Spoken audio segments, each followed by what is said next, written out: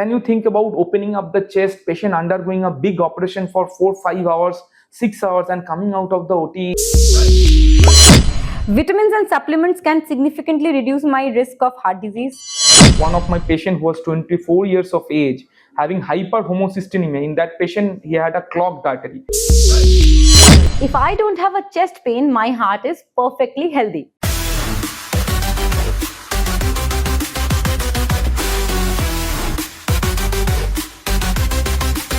Hello and welcome to a brand new episode of Woodlands Hospital Health Talk, where we bring you expert insights on important health topics that impact lives every day. Heart disease remains one of the leading health concerns worldwide. Yet, many people still struggle to understand how the heart works and what symptoms should never be ignored. To help us separate facts from myths and understand the latest advances in cardiac sciences, we are joined by Dr. Ritwik Ghoshal, consultant interventional cardiologist, lead structural heart disease program at Woodlands Hospital. We hear terms like heart attack, heart failure, valve disease, arrhythmia, and blocked arteries all the time. Can you help us understand in different ways in which the heart can be affected in a person? Yes, absolutely. Thank you for inviting me for this wonderful episode of heart diseases, because we often neglect our symptoms and we often are unaware of the cardiac diseases, because as layman, we all should have some idea of cardiac diseases, because it can take a huge toll in any point of time of our life, starting from your birth till your death, because we are talking about an important organ which is a unique organ in the form of, it has both capacity of generating its own impulse, its own current system, and also being a pump, a mechanical pump altogether. So we are talking about one organ which has this unique feature of generating electrical impulse for itself and also pumping out blood to all the peripheral organs, including every part of our body. So this delicate system starts pumping from 5 to 6 weeks of embryonic state, and it stops at death. So this is a delicate and highly structured system we are talking about. Now this heart is a specialized muscle, we need to understand. Like all our skeletal muscles, this is a specialized muscle which pumps throughout the day around 1 lakh times a day. The heart rate, the total number of beating in a normal person is around 1 lakh times a day. We often forget about it. Now this specialized muscle itself is pumping the blood, and it has its own current system which generates current from SA node, and then the current is circulating throughout the heart, maintaining its own harmony. So whenever we have any kind of current blockage like situation, the heart's own current response might be jeopardized, and the blood supply to other organ can be hampered. So we have these electrical signals which can be hampered, causing electrical circuit diseases. This can be happening in two forms. One is bradyarrhythmia, where your heart rate comes down, it goes down because of lack of generation of the electrical impulses, and it can also beat faster, like in form of tachyarrhythmia. I don't want to utter some jargons like medical jargon, but I want to clarify that it can beat a really faster rate, where you can have a unaware, very difficult situation to tackle with. So these two things can happen from the electrical system of the heart. Now the muscle itself is pumping quite hard to pump the blood from heart to the all the peripheral organ. Now this muscle can also become very weak. This is we call as cardiomyopathy. So the muscle disease can also occur. And in heart we have 4 chambers which is guarded by valves in between. So from right atrium to right ventricle we have called tricuspid valve. From left atrium to left ventricle we have called a valve called mitral valve. From left ventricle to aorta we have a valve called aortic valve, and from right ventricle to the pulmonary artery we have a valve called pulmonary valve. So these are the 4 valves. So whenever these all four valves in somehow are getting affected, we can have valvular disease. So we have our current system disease, we have our muscular disease in form of cardiomyopathy, we can have this valvular disease also. Now smaller children from birth can have multiple various number of defects in form of different permutation and combination as a congenital heart disease. This is also there. And some people can also have leaks in the septum of the heart, like in the form of interatrial septum, which separates the right atrium and left atrium. We have a ASD like situation in adult people also, we can get that disease. And in the ventricle, we have this separate feather like structure called ventricular septum. It can also have a defect, can cause VSD, ventricular septal defect. And also we have other congenital defect where the blood mixes from this chamber to other chamber. So in nutshell, I want to say that we have multiple variants of diseases, starting from the current disease, from the muscular disease, from the valve disease. And last of all, I want to emphasize what we see as a frequent or as a high number of cases is coronary artery disease. That is a disease where the heart has its own blood supply in the form of coronary arteries, because the cardiac muscles also need nutrition. Like your hand are getting supply from arteries, your brain are also getting supplies from arteries.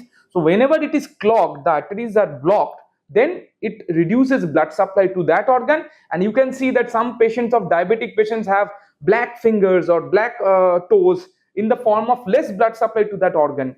Like that, if we have stroke, then your cerebral arteries can get clogged and you have stroke. Like that only, we have our coronary arteries which supplies the heart's own muscle. When it gets clogged, then definitely you have heart attack or called myocardial infarction. So these are the four basic structures which gets involved in any form of cardiac disease. I think I am clear regarding this. And these are the permutation combination of diseases we have as a cardiological point of view. So, among all these diseases, what is the most common disease that you see in patients nowadays? And also, I would like to understand one fact, that what is the age? Like, it is something that we are hearing, that younger patients are coming to the cardiologist even more today. So, what do you have to say about that? Absolutely true. See, remember, we all always think about, whenever we think about a disease, we always think about the age group of the population, the sex of the patient, and also the religious basis of the patient. So these and also the patients are coming from which part of the area. So these are the basic teaching of our MBBS curriculum, that you always need to remember name, age, sex, and address of the patient. That because it all matters. Whenever you take history is the most important thing to diagnose any kind of disease. We have all the armamentarium in our hand in form of specialized investigations, but still we need to remember that all things starts from the age. Like in the heart diseases, if we deal with a younger population, we always need to remember we have to rule out all the congenital heart disease and all the leaks of the septum, what I already mentioned. I have to rule out those things first. And now in the younger population, we are watching that this population are having coronary artery disease in a frequent number of population, because previously we used to see that 40, 50, 60, 70s, these are the population which are having coronary artery disease, like heart's own artery disease. But now we are getting to see that that disease is coming in a younger population. I must tell you that I have done angioplasty, that is removal of the block from the arteries, in 22 years of age, in a patient with a 22 years of age. And also I have done angioplasty in a patient of nona generation, that is a 95 years of old lady. So I have done these cases of this young population and also in a high elderly population. So I need to tell you that now the coronary artery disease is very frequent from younger age group. Now the age group is higher and the patient is getting respiratory distress and form of shortness of breath while walking. So then we have to remember about valve diseases, because our aortic valve is getting involved in the elderly population, not frequently in the young population. If we have a congenital heart disease in form of two aortic valve cast, then you can have aortic valve disease in the younger population. But if the population age is much higher, then we have to remember about aortic valve disease. So you see this young population are getting more like this septal defects, like a leak in the heart, and this coronary artery disease. Now while the patients are elderly, they have more electrical abnormalities in the form of complete heart block or any sick sinus syndrome, that is electrical impulse is not generating properly, or the valve is getting degenerated and having in form of aortic stenosis and that kind of disease. So age population is very important. We need to look into the age group of the population. So, having said that, you already said that there are certain symptoms, and we are also aware that there are certain symptoms for heart disease, like we can get a pain in the heart, we can experience shortness of breath. People are know that for common.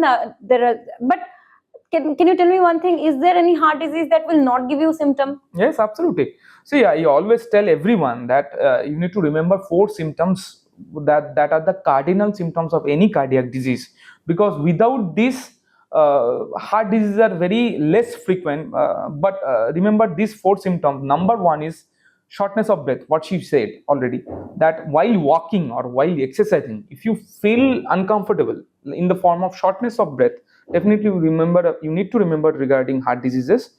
Next is palpitation. If you have palpitation or unaware thumping of chest while doing little bit of exercise or anything, or at rest also, then also you need to remember about cardiac diseases.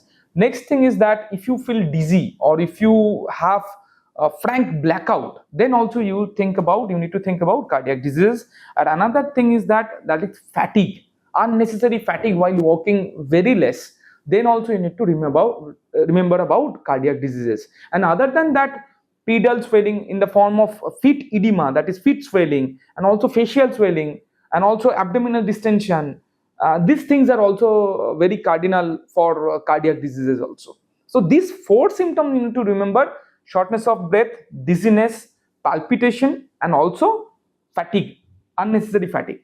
Other than that, now we need to remember that those patients who are diabetic, they don't have typical symptom of this chest pain, palpitation, shortness of breath, or any fatigue, this kind of thing. They might develop heart attack at any point of time without having any alarming signs. So they need to be very cautious. Other than that, some people are also, those are smokers, heavy smokers, they are also often not getting any symptoms of heart diseases. So in that population, we have to have some investigations to pick up those diseases early. Correct. And then what is the interval that I want to ask? That what is the interval in which these investigations or this health screening should be done to avoid such problems? See, now the thing is that in India, we are watching that many people are having high cholesterol or cholesterol diseases in form of high triglyceride, high LDL, or high total level of cholesterol. So now the guidelines are saying cholesterol checkup should be done from very younger age group, like in the form of more than 20 years of age only. It should start as a screening process from 20 years of age. But according to the global guideline, I want to say that any patient or any person who is more than 45 years of age, they should undergo one treadmill test as a basic routine checkup for heart, because your ECG can be normal, your echo can be normal, but treadmill test is a very good physiological test which can give us the idea. While you walk hard, while you run in the treadmill, then your heart is getting in a stressful situation. Right. Then under stress, if it is uh, showing symptoms of ECG changes or blood pressure changes or heart rate variation, that kind of things, then we can get a disease, we can pick up the disease pretty early. Because whenever we are in a stressful situation, we tend to get heart attack or stroke. We already know that stroke often occurs while you shout, while you are doing heavy exercises, in between a chaos like situation. Correct. During arguments, some patients are falling out and having some limb paralysis and also heart attack, sudden onset chest pain. Yes. So you need to remember, whenever you are in stress, your heart rate is going up. Right. Now if you're in a restful situation, you might not understand anything. Your ECG can be normal, your echo can be normal, but whenever you're in a stressful situation like we do in TMT, we can pick up the disease pretty early. So that should be a routine protocol for every patient who is more than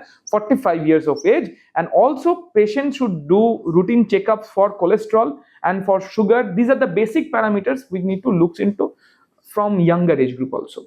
So Right. that way we can pick up diseases pretty early. Right. So, sir, you have already told us about the various diseases we have understood, but one thing, that is one area of cardiology that is quite unfamiliar among people still, that is, I think, the structural heart disease. Okay. So I would just like to focus a little bit on that, because knowing that you are one of the experts of structural heart diseases, that what exactly is it and how it is different from a blocked artery or a heart attack that is common Absolutely. in people. See, this structural heart disease is a fancy name, we must say. That is, heart is a structure. So whenever we are dealing with something which deals with this structure, which tampers with the structure, then we have to call it as a structural heart disease. It can be in form of any defect in the interatrial or ventricular septum, which can be present by birth, and if we can close it with a device. Previously it was done by opening up the chest only. The surgeon used to suture the area with a pericardial patch. Now we can do it with a transfemoral route, that is from your groin, without opening up the chest. The patient can be discharged on the next day only, having any kind of stressful situation, without having any kind of stressful situation. Patient can undergo that device closure and can go home. So that can be done by these devices, closing the leaks. And also in the elderly population and also in the younger population, when the valves are getting affected, previously only opening up the chest, replacement of the valve was the only solution. Now we don't need to think about that anymore, because we have this valve which can be implanted from your groin only, and the patient can be discharged on the next day only, without opening up the chest. You see, we had availability of the tissue valve, which was already there in the hand of surgeon. Now we have that valve which can be implanted from the femoral root only. We don't need to open up the chest. So we are doing this valve implantation from groin. We are doing this leak closure from groin. We are closing many defects, like in point of atrial fibrillation, that can be a little bit tricky to understand, like heart's own arrhythmia, like when your heartbeat is irregular. Yes. And in the elderly population we often get to see this situation. Right. The patients that tend to develop strokes in next few years. So if we can close one thing called a structure called LA appendage, if we can close that part, then the patient do not need to take any kind of anticoagulation, that is blood thinners, for the rest of life, and we can prevent stroke in the future. So this is also a structural heart disease program. This is called LA appendage closure. Now this valve implantation is there, leak closures are there, and also LA appendage closure is there. And also we can say that putting up devices for cardiomyopathy, when your heart muscle are weaker because one current delay in the ventricle, then also we can implant some devices which can correct that current delay, and we can serve the patient with good heart pumping function. So these all encompasses under the umbrella of structural heart disease. But the most important thing we need to remember, implanting valve from transfemoral root, closing the devices, the leaks of the heart from transfemoral root or from the groin, this encompasses in a nutshell for structural heart disease. So there is one very common thing that we hear nowadays in cardiology, that is basically TAVI or TAVR. Yes. So this is a procedure that is gaining a little bit of popularity. Yes. So I want you to highlight a little on this procedure. Like, when is it applicable to whom? Is it for structural heart Sure. disease? Sure.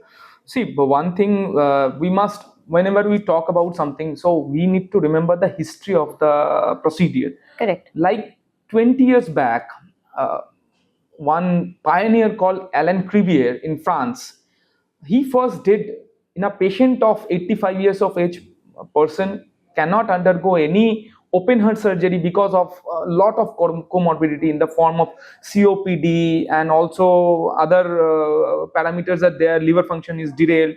That patient he took in 2001, way back, 25 years back.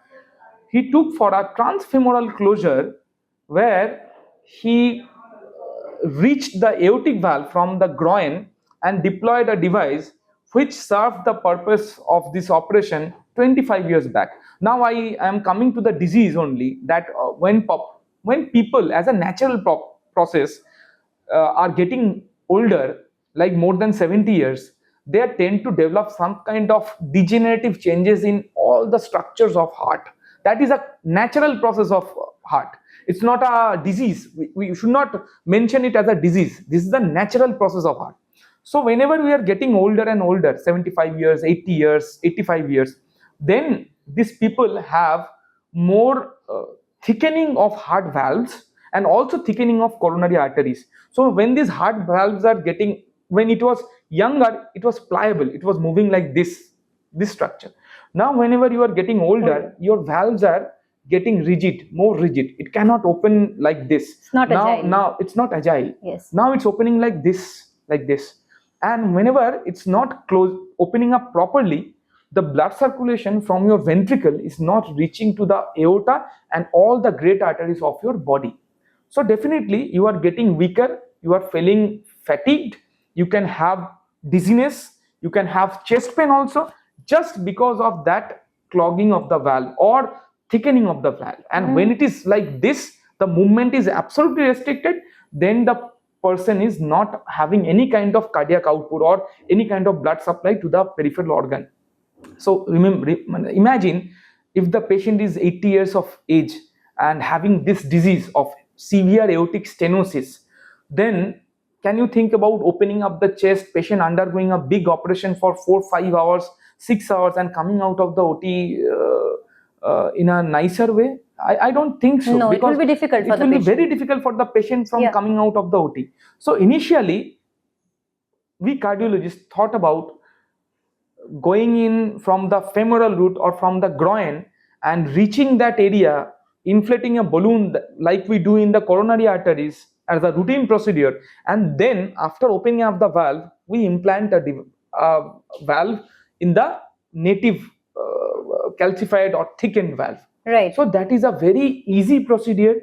While the patient can be awake, patient do not need to undergo any general anesthesia or any hustle bustle of the procedures, can be done very easily from the femoral root or from the groin, and we can deploy a valve which can last for 10 to 15 years for the patient, and the patient are getting normal healthy life as like before after doing this TAVI procedure, that is called transaortic valve implantation. So from this groin we are implanting the valve and opening up the valve properly, patient are getting normal healthy life after the procedure. Okay, so this is more of a valvular heart disease. Valvular heart disease intervention. So that TAVI is getting popularized for last 20 years. Now in 2026, we can say that we can safely do the procedure and we can give our patients the most healthy life they want. So as far as what I am understanding, what you have said is that TAVI is a much more safer option for elderly population with higher complication in heart to address their valvular heart disease problem. So in India, as you said, it is being popularized from the last 20 years in India. So what is the acceptability of TAVI and how much inquiries or patients understanding do you get? Yes. Previously TAVI was done in this comorbid population only. Those patients having lung issues, liver issues, kidney issues, they cannot undergo this long procedures of open heart surgery. In this population only TAVI was popularized. It was a class 1 indication to undergo TAVI in more than 75 years of age. But now as we progress further, this indication is getting in a younger population also. So now we are doing TAVI after the age of 60 only. thinking in our mind that patient needs to can be the patient can undergo the same procedure after 15 years also for a repeat procedure. While we are not opening up the chest, we are doing another valve inside a valve, that is called valve in valve. So now patients are getting much encouragement than earlier that we can undergo this safe procedure, which is showing immensely good result in last 15 or 20 years. So, and also it's getting more acceptance among the patients and also among the physicians, who are the main referral people from our practicing zones. So the thing is that they often ask that how much is going to cost, and what is the patient response after TAVI, and also how the patient is going to behave after doing procedure. Patient will the patient be having hampered lifestyle or any kind of restrictions in their movement, or they can perform their daily life, daily livelihood or not. So I must tell them that TAVI is a very safe procedure, and after 7 days of implantation, the patient is getting discharged after the day of procedure only. And also patient can undergo any kind of patient can do whatever they want to do. They can maintain their healthy lifestyle. They do not need to think about anything else or any restrictions at all after performing TAVI procedure. So remember this is a costly device as of now, but as we are progressing further, the device cost is getting much lesser and lesser day by day. So we are hopeful that it can be done in a cheaper rate in all the population who deserve a TAVI valve. So we have I think in this short podcast episode, we are trying to cover almost everything on understanding the heart. So one thing is left, which I don't want to leave it. Another area where cardiology has advanced significantly is implantable cardiac devices. What is an ICD and how can it save lives? Many people are anxious about living with a cardiac implant. I mean, they think that how safe are these devices? Can you highlight on that? Yes, sure.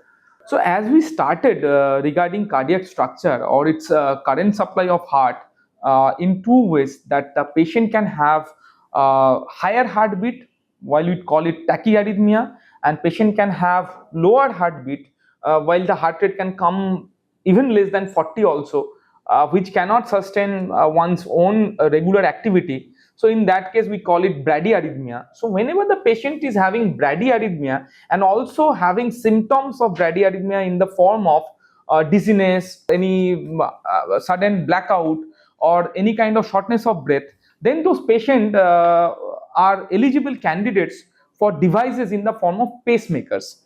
Now, pacemakers are devices which we often use in these bradyarrhythmia patients to support electrical impulse from outside. We have a pulse generator, a device which is situated beneath the clavicle, beneath the collarbone, and it is a safe procedure.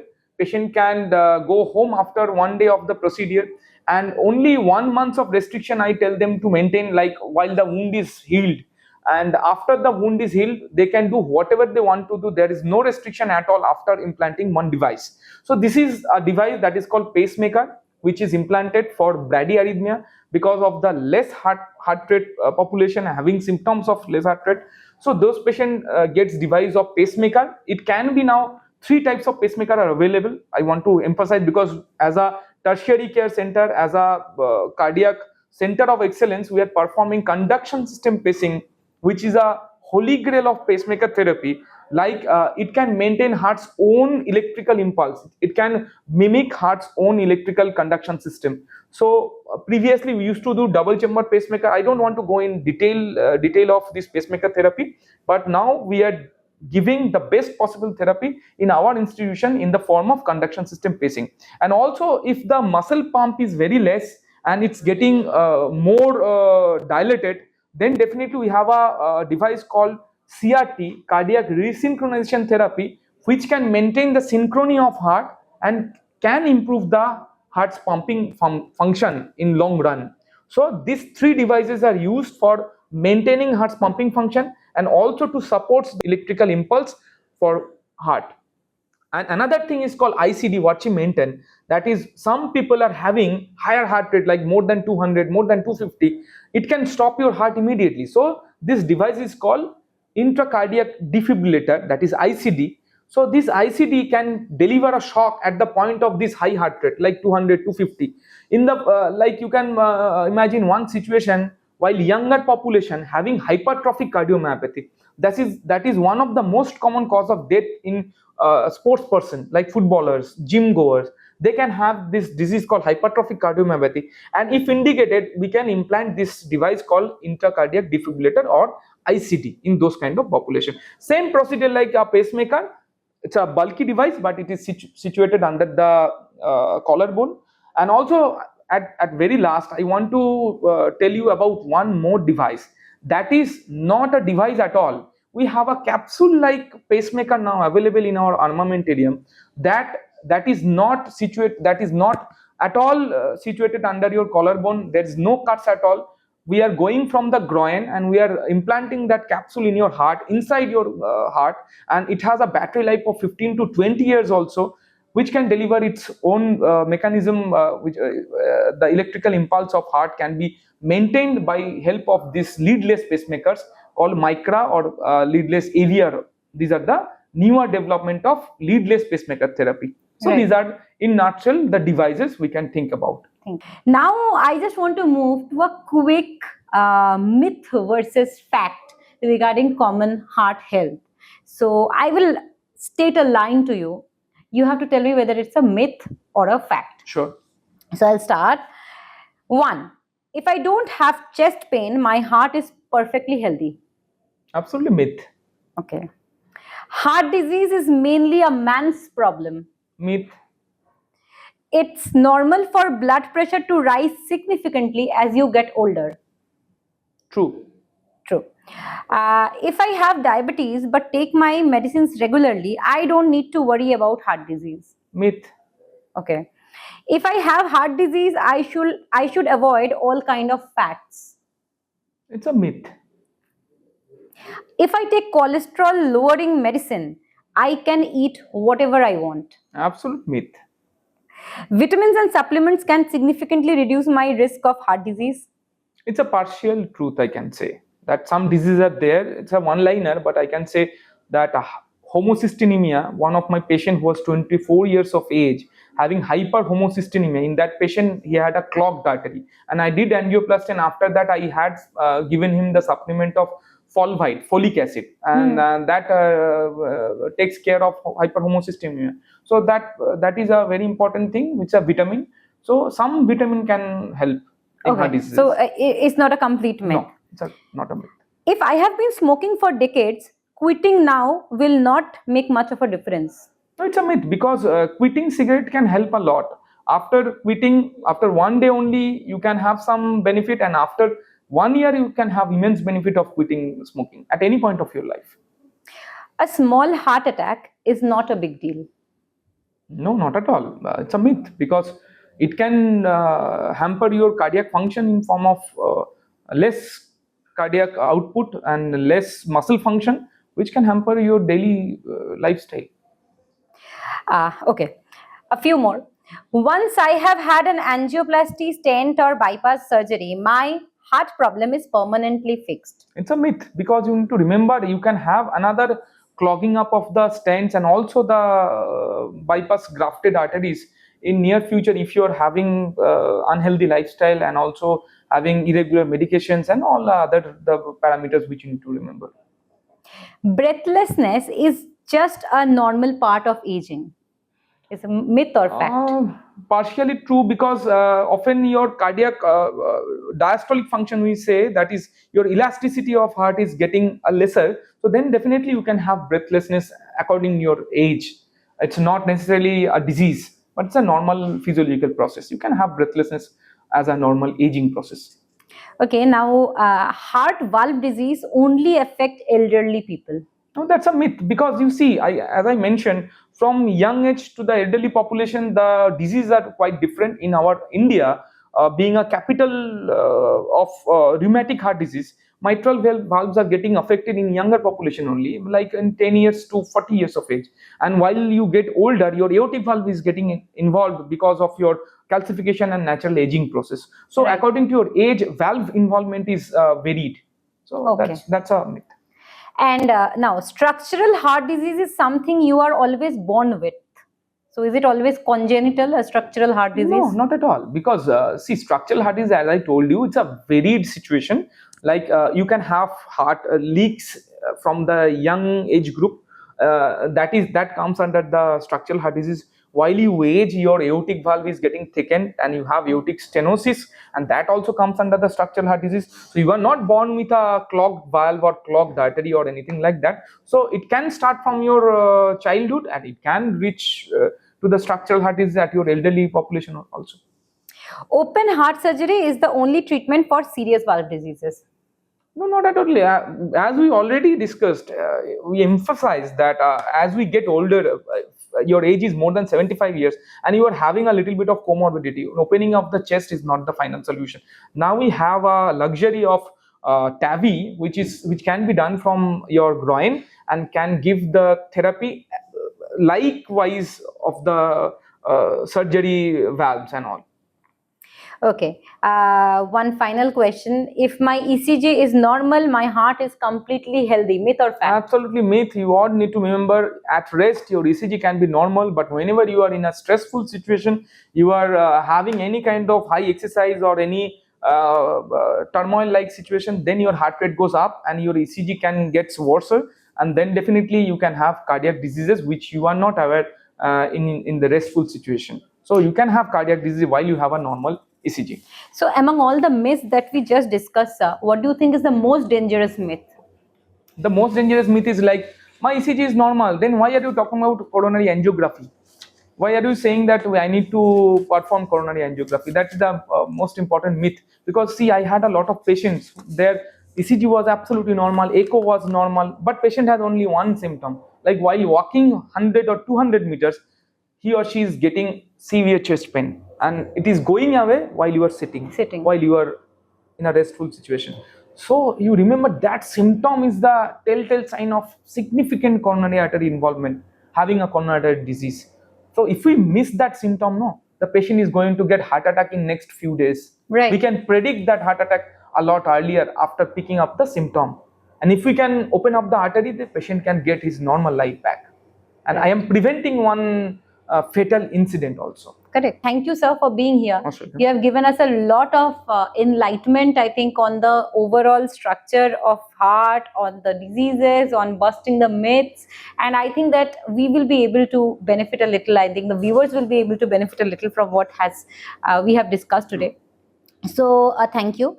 Today's discussion has highlighted an important message that heart disease don't always announce itself with a dramatic symptom. And it is very important to get your heart checked and talk to a specialist and do the screenings from time to time to prevent an unnecessary and unpleasant outcome of your heart. Before we wrap up, if our listeners remember just one thing from today's conversation, sir, I think about the heart, the structural diseases, the common myths we have spoken, I think we are successful with today's all I need episode. to say at the very conclusion, that is, don't ever neglect your symptoms. Because see, we cannot do ECG, echo, or all the investigation in a routine basis or a routine checkup, but we must listen to our own symptoms.